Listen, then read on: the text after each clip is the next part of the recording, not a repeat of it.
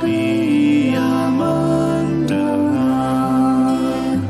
Sejak kulihat wajahnya, ku yakin pada firman-Nya, dan menyerahkan bimbangku di dalam saat yang teduh.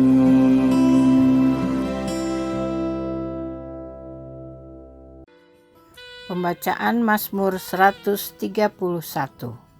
Nyanyian Siarah Daud. Tuhan, aku tidak tinggi hati dan tidak memandang dengan sombong.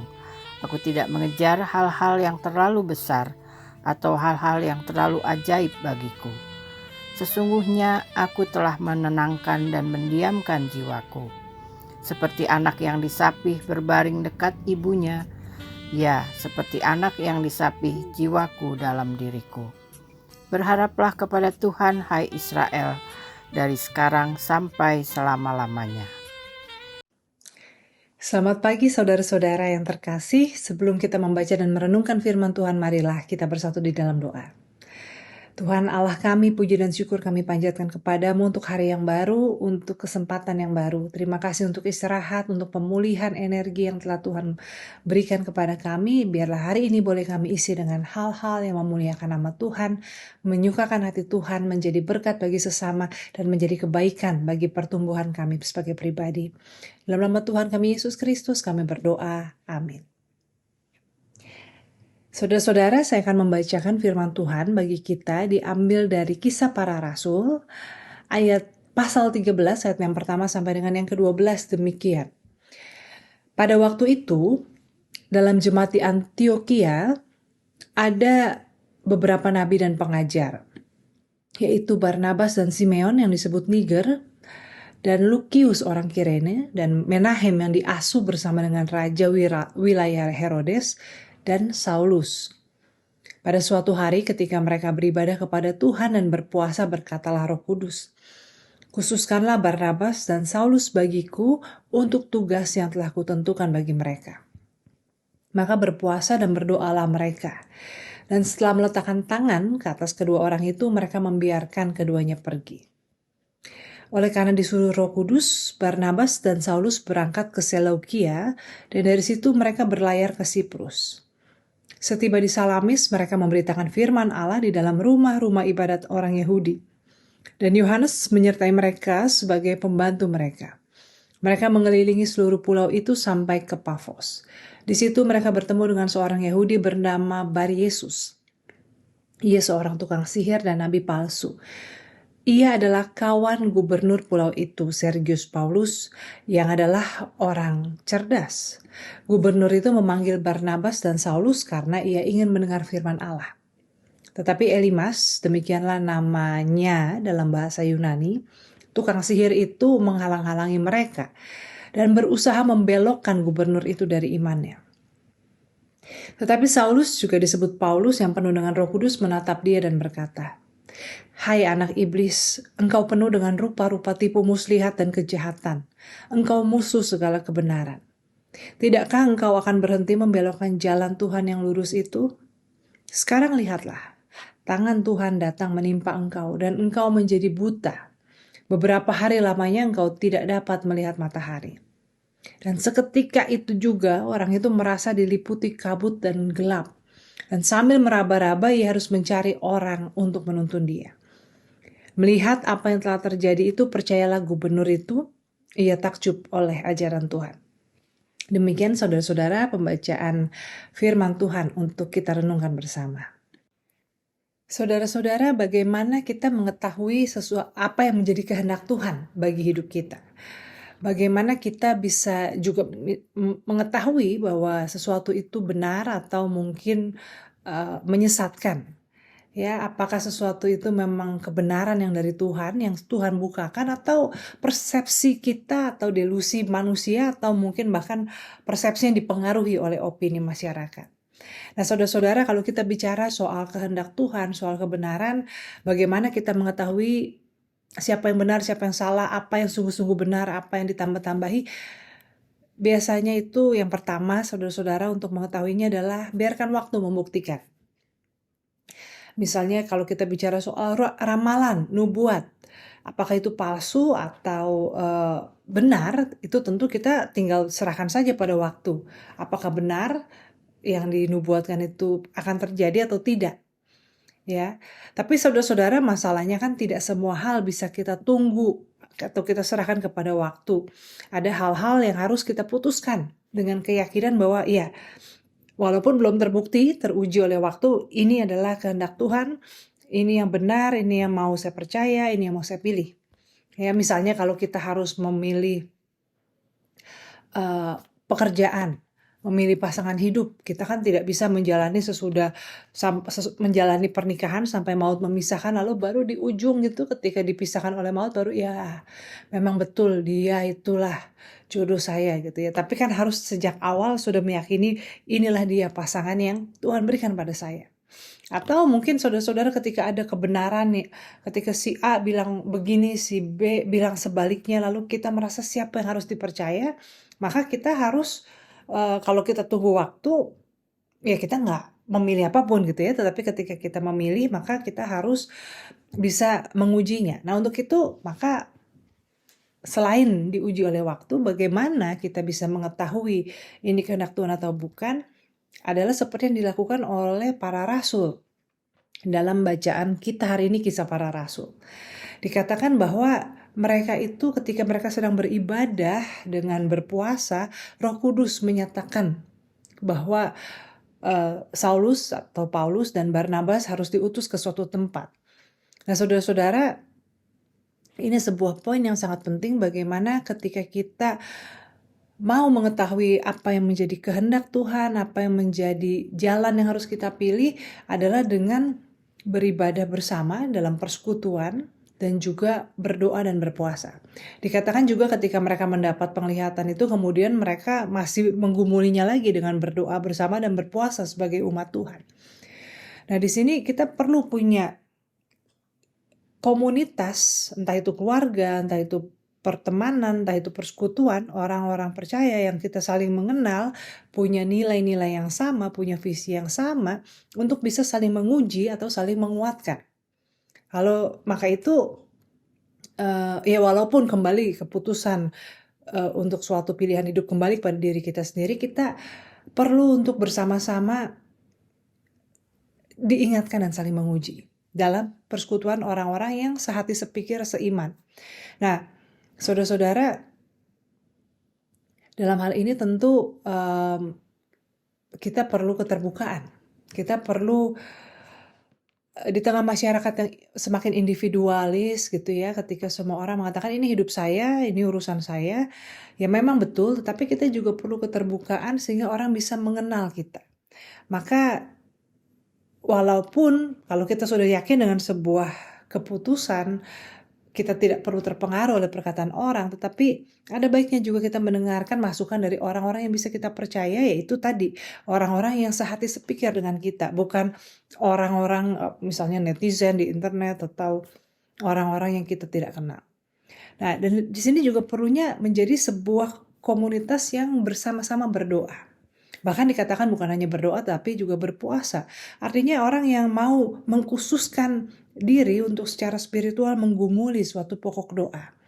Ya, nggak cuma sekedar doa selewatnya. Makanya kan kita juga saling mendoakan ya. Kadang-kadang kan ada juga yang saya lagi ada pergumulan ini, mohon tolong doakan.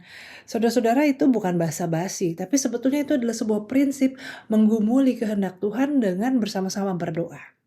Nah, kalau saudara merasa saya kayaknya nggak punya kelompok seperti itu, maka temukanlah.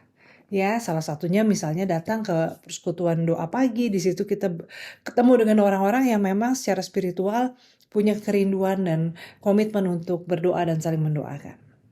Nah, tapi saudara-saudara, ada satu lagi tadi, jadi waktu yang akan menunjukkan apa yang benar, apa yang salah, apa yang menjadi kehendak Tuhan atau bukan. Yang kedua tadi bagaimana kita berdoa bersama dalam persekutuan orang percaya, saling meneguhkan, saling mengingatkan, bahkan termasuk juga mungkin menegur kalau misalnya kayaknya itu salah deh gitu ya. Tapi yang ketiga saudara-saudara adalah Bagaimana cara Tuhan menyatakan kehendaknya? Justru melalui tantangan. Di sini kita lihat ada seorang yang bernama Bar-Yesus, atau nama Yahudinya, dalam bahasa Yunani namanya Elimas. Dia seorang Yahudi, tapi dikatakan juga dia tukang sihir dan nabi palsu, dan kebetulan dia ini adalah kawan dari gubernur pulau di mana Pulau Pafos, di mana Paulus dan Barnabas sedang mengabarkan Injil. Sergius Paulus, gubernur itu dikatakan orang yang cerdas, dia ini tertarik dengan pemberitaan Paulus dan Barnabas. Dia memanggil dan mau mendengarkan penjelasan mereka. Tetapi si Elimas atau Bar-Yesus ini keberatan, hendak menghalang-halangi dengan memfitnah Paulus dan Barnabas. Nah, di sini saudara-saudara, yang menarik adalah ini kan sebuah tantangan ya, sesuatu yang mungkin kalau kita mudah menyerah ketika kita sedang menjalani suatu pelayanan, suatu pekerjaan yang kita pahami sebagai panggilan Tuhan, lalu ada yang memfitnah, ada yang menjegal kita langsung berpikir, mungkin ini bukan rencana Tuhan kali saya melakukan pelayanan ini, mungkin bukan panggilan saya gitu ya, mungkin kita langsung pengen mundur. Tapi justru ketika Paulus dan juga Barnabas berpegang pada kebenaran, keyakinan mereka, dan justru menegur Bar-Yesus atau Elimas sehingga kemudian dia menjadi buta selama beberapa hari, Sergius Paulus, gubernur pulau itu malah menjadi percaya pada pemberitaan mereka. Padahal itu kawannya yang menjadi buta. Ketika dia, kan satu sisi orang bilang ini yang benar, sementara kawannya bilang mereka sesat. Tantangan ini justru karena kuasa Tuhan dia bisa melihat benar bahwa apa yang bahwa Paulus dan Barnabas ini bukan sekedar tukang ngoceh, tetapi orang yang memang menyampaikan kebenaran dan dia menjadi percaya. Nah, di sini kita melihat bahwa kadang-kadang Tuhan juga bisa menyatakan kehendaknya melalui hal-hal yang tidak menyenangkan. Karena itu akan menguji motivasi kita, apakah kita benar-benar mau melakukan, bukan hanya karena itu mudah dan lancar dan menyenangkan, tapi sekalipun itu berat, sekalipun ada tantangan, tetapi ketika kita tetap hati kita setia pada suatu pilihan, komitmen, panggilan, di situ juga Tuhan menyatakan kehendaknya. Nah, oleh karena itu saudara-saudara, kalau saat ini ada di antara saudara yang sedang menghadapi tantangan, menghadapi persoalan, jangan melihat itu sebagai sekedar tanda stop untuk balik arah. Tapi gumuli, renungkan sungguh-sungguh bagaimana justru melalui tantangan itu Tuhan sedang menyatakan kehendaknya, menyatakan berkatnya, perkenanannya, mungkin dengan cara mengubah kita menjadi lebih baik, menjadi lebih kuat, sehingga kita pun bisa semakin merasakan berkat Tuhan dan bisa semakin menjadi berkat bagi sesama kita. Kiranya Tuhan menolong setiap kita dalam pergumulan kita, dalam pilihan keputusan yang harus kita ambil, biar kiranya Tuhan yang menyatakan kehendaknya dan kita menyiapkan hati diri kita untuk menjadi peka terhadap kehendak Tuhan dan juga untuk mau siap dan taat melakukan apa yang menjadi rencana Tuhan. Tuhan memberkati saudara-saudara. Saudara-saudara, mari kita bersatu di dalam doa. Tuhan, pada saat ini dengan segala penuh kerendahan hati dan pengharapan kami datang ke hadirat Tuhan membawa permohonan doa kami. Tuhan, kami mau berdoa bagi perdamaian dunia. Saat ini Tuhan, seluruh perhatian tertuju kepada saudara-saudara kami di Israel, Palestina dengan konflik yang tak kunjung selesai ini. Tapi kami tahu juga Tuhan di banyak tempat lainnya ada konflik-konflik, kejahatan, pembantaian yang terjadi yang kadang juga luput dari perhatian internasional. Tapi Tuhan, pada saat ini kami mau bersatu hati, kami mau memohon untuk perdamaian boleh sungguh-sungguh terjadi, terwujud di bumi ini, di kehidupan kami saat ini Tuhan, sehingga setiap bangsa, setiap suku, setiap kelompok yang bertikai, yang penuh dengan agenda untuk saling memusnahkan, biarlah mereka juga boleh mengalami pembaruan hati dan akal budi. Mereka boleh memilih damai di atas segalanya. Tuhan, kami percaya tidak ada yang mustahil. Tuhan bisa mengubah segala sesuatu. konflik yang turun-temurun sudah berlangsung, bukan tidak mungkin Tuhan bisa ubah menjadi keadilan dan kedamaian yang terwujud di muka bumi. Untuk itu kami berdoa, ya Tuhan, datanglah kerajaan-Mu dan biarlah kiranya kehendak-Mu boleh sungguh jadi. Saat ini kami juga mau berdoa Tuhan bagi saudara-saudara kami yang sedang sakit, baik yang dirawat di rumah maupun yang dirawat di rumah sakit, khususnya mereka yang juga harus menjalani operasi tindakan pengobatan yang mungkin tidak sederhana atau juga mungkin cukup berbahaya. Kiranya Tuhan boleh menyertai, Tuhan boleh memberikan kesembuhan, Tuhan boleh memakai para dokter, perawat, obat-obatan untuk menjadi kesembuhan bagi saudara-saudara kami ini. Berkati juga keluarga mereka Tuhan, berikan mereka juga ketenangan hati dan juga kesehatan saat mendampingi merawat mereka yang sakit. Dan Tuhan juga yang cukupkan segala biaya yang diperlukan untuk pengobatan saudara-saudara kami ini. Saat ini Tuhan kami juga mau berdoa bagi mereka yang sedang mencari pekerjaan atau sedang berusaha mengembangkan usahanya. Tuhan kiranya Engkau yang melihat kesungguhan mereka untuk bekerja, kesungguhan mereka untuk berkarya, untuk menolong sesama, dan Tuhan yang boleh membukakan jalan berkat bagi mereka. Sehingga dalam pekerjaan ini bukan hanya soal mereka mencari nafkah, mencari uang, tapi bagaimana mereka menjadikan hidup mereka berarti dan menjadi solusi, menjadi berkat bagi sesama. Kami juga mau berdoa Tuhan untuk rumah tangga yang saat ini mungkin sedang dalam konflik yang jauh dari kehangatan dan kebahagiaan. Kiranya kami mohonkan cinta kasih Tuhan boleh melawat rumah tangga ini.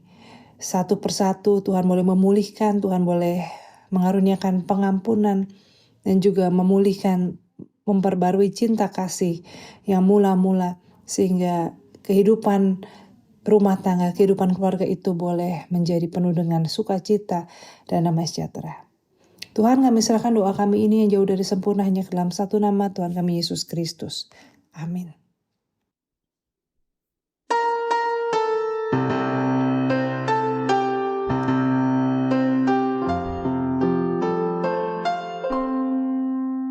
Kasih Tuhan mengiringimu